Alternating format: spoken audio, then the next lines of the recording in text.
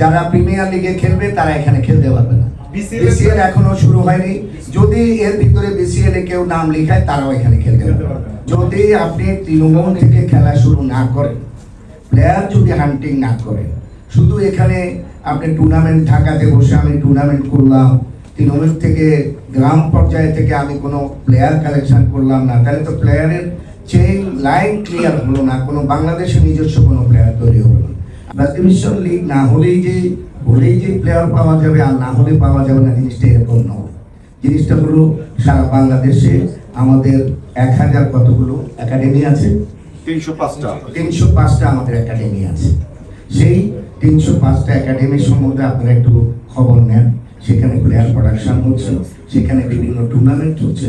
আমরা স্বীকার করেই নিচ্ছি যে আমাদের ফার্স্ট ডিভিশন লিগ এখনো হয়নি। বিগত 15-10 বছরের যে কথা আপনি বলেছেন সে ব্যাপারে আমার কোনো আনসার নেই, কারণ সেই যুগটা ছিল অন্যরকম জিনিস।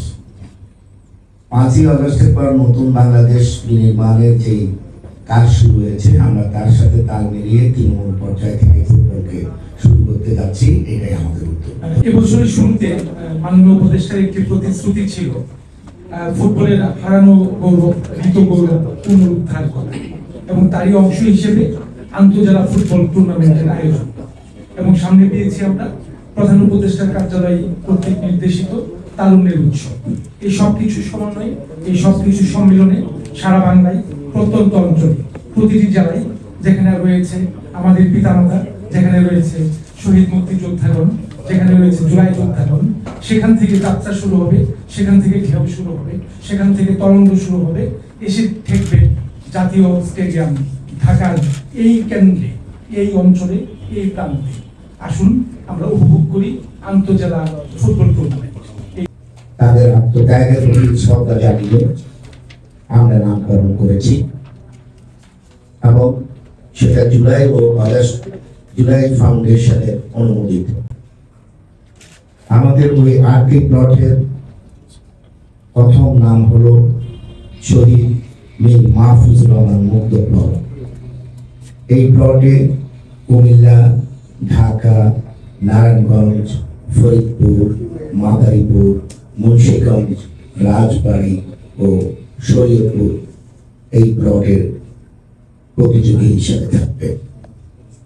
এর পরের প্লটের নাম শহীদ নাফিস হোসেন মোহাম্মদ। এই প্লটে গাজীপুর, জামালপুর, টাঙ্গাইল, নেত্রকোনা, মানিকগঞ্জ, ময়মনসিংহ, শেরপুর ও সিরাজগঞ্জ প্রতিযোগিতায় অংশ নেবে। এর পরের প্লটের নাম হলো শহীদ মোহাম্মদ ওয়াসিম।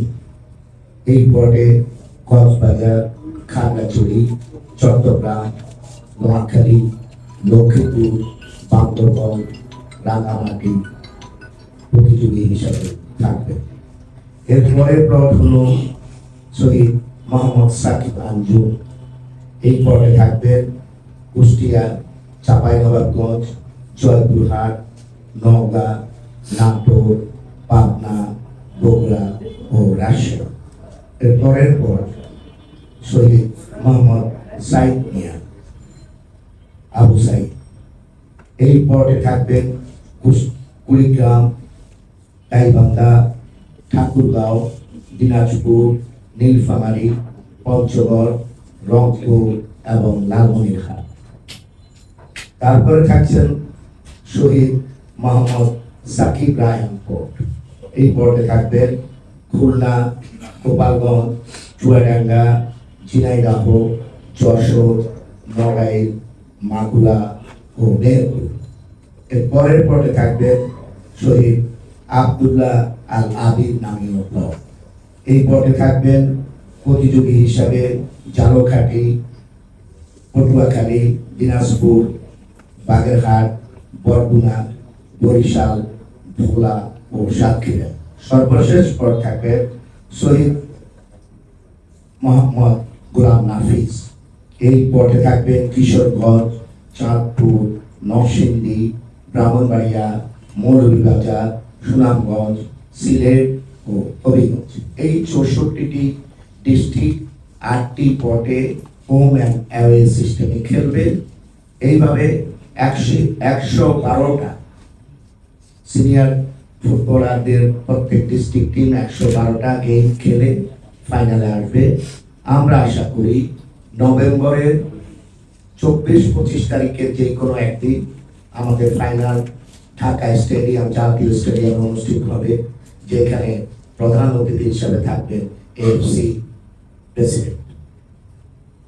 এছাড়া এই সিনিয়র ডিভিশন ছাড়াও এই খেলাটা শুরু হওয়ার মাঝামাঝি পর্যায়ে আমরা আন্ডার 17 একই সিস্টেমে আন্ডার 17 দের ডিস্ট্রিক্ট ওয়াইজ খেলা শুরু করব এবং বর্তমানে এই তারুণ্যের উৎসবের অংশ হিসেবে আমাদের জেএফএ কাপ মহিলাদের খেলা শুরু হয়েছে, যেটা আমাদেরকে জাপান ফুটবল ফেডারেশন স্পন্সর করছে, পাশাপাশি আমাদের পৃষ্ঠপোষকতায় থাকছে।